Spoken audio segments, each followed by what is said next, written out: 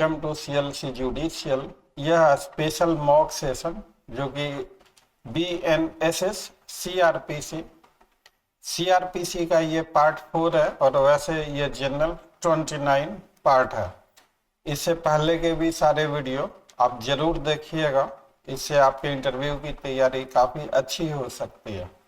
हम लोगों के पास प्रीवियस इंटरव्यूज में जो क्वेश्चंस पूछे गए उनका कलेक्शंस है और सारे इम्पोर्टेंट क्वेश्चन हम लोगों ने डिस्कस किया है, उसका जवाब क्या होगा, जवाब कैसे देना है और तमाम सारी चीज़ें शेयर की है। CRPC का जो वीडियो है पार्ट 26 से लेके 30 तक है और इसमें CRPC शुरू से लेके लास्ट तक कवर हो जाता है। इसी तरह से हम लोग बाकी सब्जेक्ट का भी वीडियो बना रहे हैं, बहुत जल्दी YouTube पे अपलोड कर दिया जाएगा। तो इन वीडियोज को देखते हुए आप इन वीडियोज को देखिए, इनमें क्वेश्चंस किस तरह से पूछे गए। ये होल सब्जेक्ट, ये सब्जेक्ट वाइज स्पेशल मॉक है और वीडियो देखकर कमेंट करके आपके लिए कितना हेल्पफुल है कितना हेल्पफुल नहीं है कमेंट करके आप हमें ज़रूर बताइएगा। और अगर आप कैंडिडेट हैं इस बार 32 बिहार JK और इंटरव्यू दे रहे हैं तो हमें आप अपना नाम लिखकर ये इस नंबर पे 9262810582 पे अपना नाम और BGS इंटरव्यू लिखकर हमें व्हाट्सएप कर दीजिए। कुछ ज़रूरी औपचारिकताओं के बाद आपको इंटरव्यू के बैच में ऐड कर लिया जाएगा। तो आइए देखते हैं पार्ट 29 जो CRPC का पार्ट 4 है, ये special mock session. What is panchnama?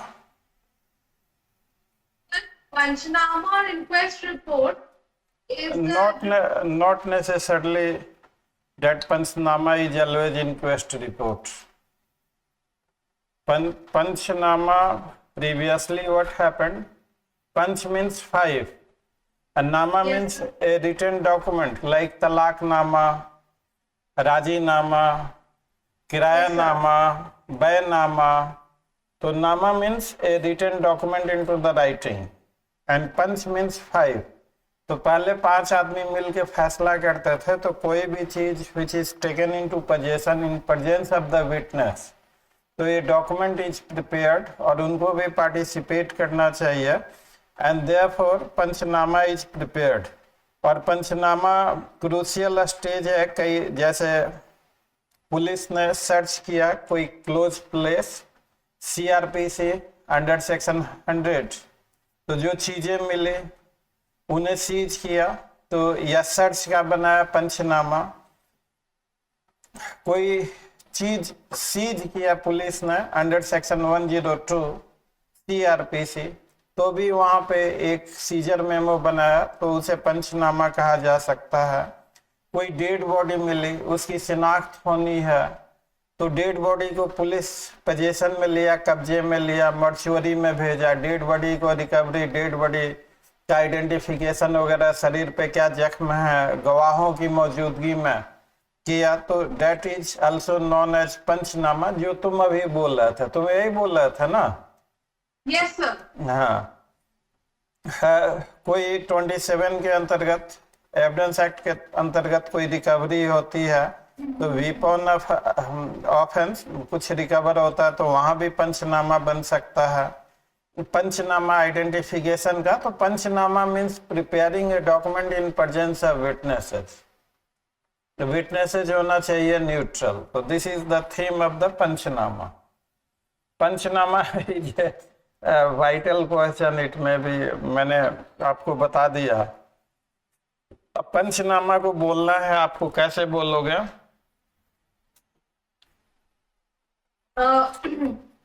Sir बोलिए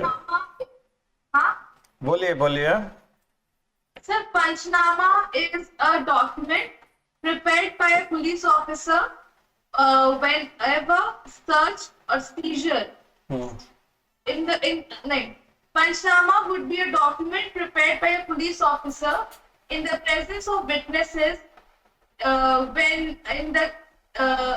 in case of search of a place or a thing, seizure of a thing or a document, or in case of identification of dead bodies.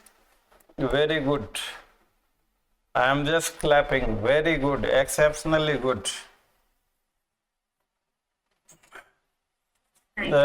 और अब हम लोग आ जाते हैं. What is the meaning of inquest? What is the literal meaning of inquest? To find out the apparent cause of death. Yes, correct. To find out the apparent cause of death. And so 174 में कोई भी officer in charge है police station, अगर उसके area में कोई information उसे मिलता है कि किसी ने सुसाइड कर लिया या somebody has been killed by another or by an animal or by machinery or by an accident, तो डेड बॉडी को कब्जे में लेके उसका पोस्टमार्टम वगैरह यहाँ भी पंचनामा बनवा सकते हैं.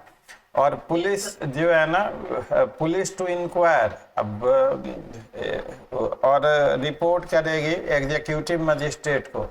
सुशांत सिंह राजपूत के केस में proceeding under section 174 was started. तो इंक्वेस्ट आपने यू हैव आंसर्ड करेक्टली. और 175 में power to someone persons.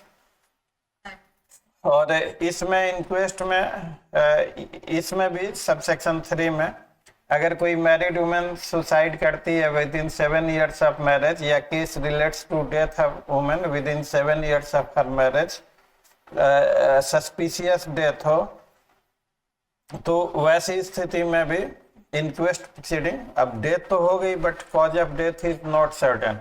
To verify and to ascertain the cause of death, these proceedings are conducted known as inquest proceedings. Yes, sir. और 176 इसमें magistrate भी inquiry कर सकता है कॉज ऑफ डेथ के बारे में. और nearest magistrate empower to hold inquest या और इसमें जुडिशियल मजिस्ट्रेट भी इंक्वायरी कर सकता है.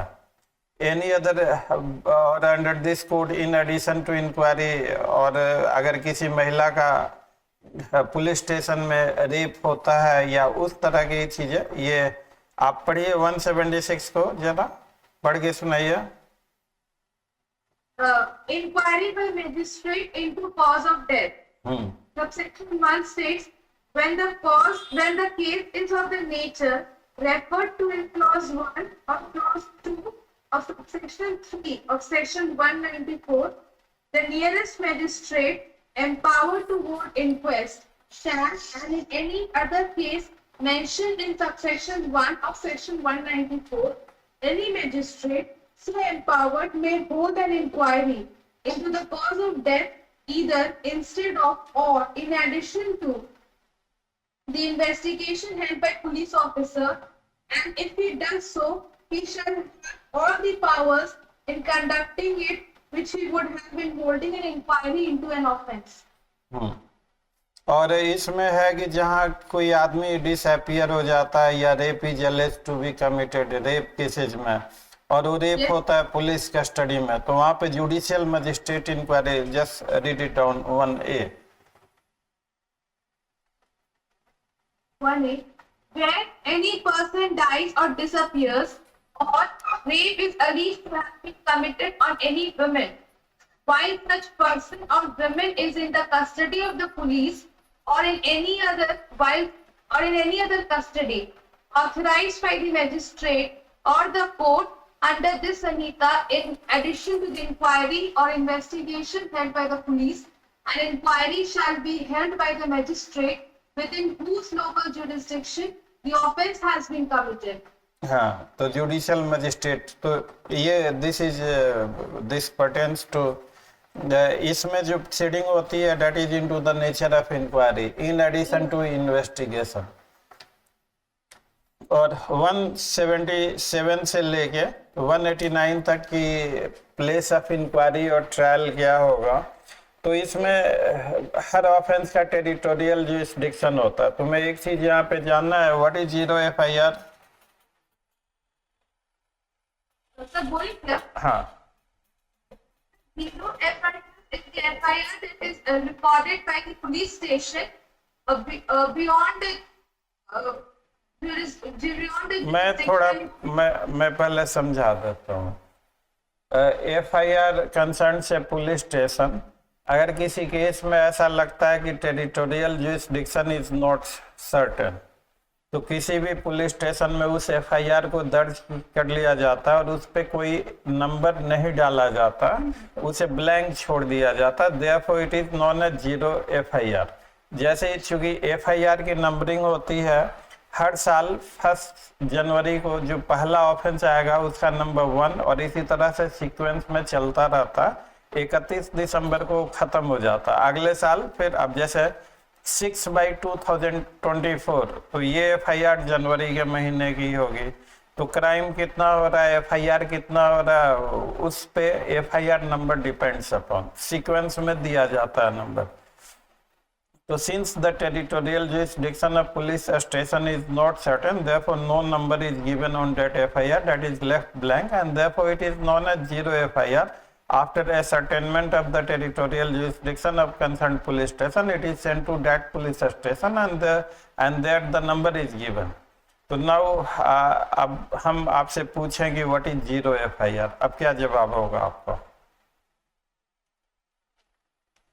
So when the territorial jurisdiction of the offence, when the territorial jurisdiction is uncertain, the police station may register the FIR. Any police station may register the FIR, and after ascertainment of territorial and no number would be given.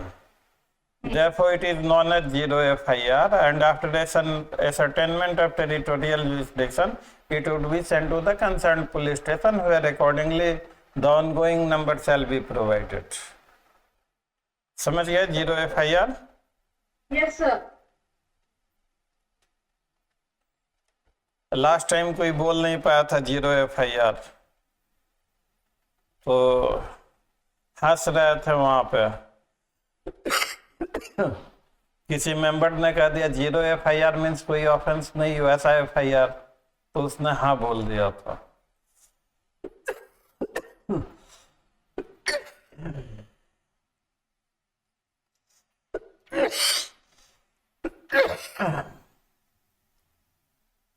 तो और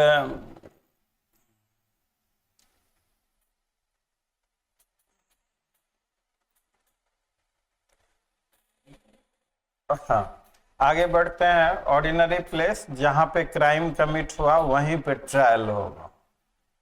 इस rule का exception है, अगर ये journey के दौरान होता है तो एनी ऑफ सच स्टेशन, अगर टेलीफोन के जरिए होता है तो जहां से कॉल किया गया या जहां पे टेलीफोन सुना गया, सोशल मीडिया के जरिए होता है तो किसी ने, मैंने पटना में पोस्ट किया, किसी ने केरल में पढ़ा, तो पटना में भी मुकदमा ट्रायल हो सकता, केरल में भी हो सकता, कहीं भी हो सकता।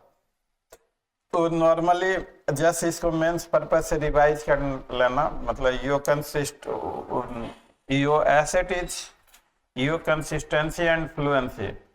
आपको एक अभी टेलीग्राम पे आज वाले वीडियो का जो इंट्रो पार्ट है वो भेजा था, वो देखा है आपने? नहीं देखा नहीं सर, अभी तक देख लेंगे, देख के सोने जाएंगे। हाँ, तो आज का आपका short session, any doubt, any question? हाँ सर, एक चीज पूछना था कि आपको अरेस्ट और डिटेंशन का डिफरेंस किया है, आपको अरेस्ट, डिटेंशन, कस्टडी, इसका भी डिफरेंस चाहिए। हाँ। कस्टडी कैसे डिफरेंशिएट करेंगे? हाँ, कस्टडी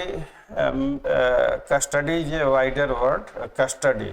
तो custody is not only the police custody, lawful custody of guardian custody, minors custody.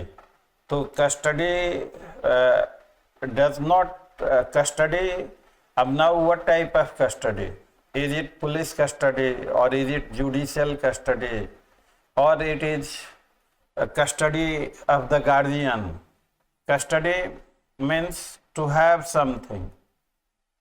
Custody is a word of wide import. When it is police custody, a person into the custody of a police officer.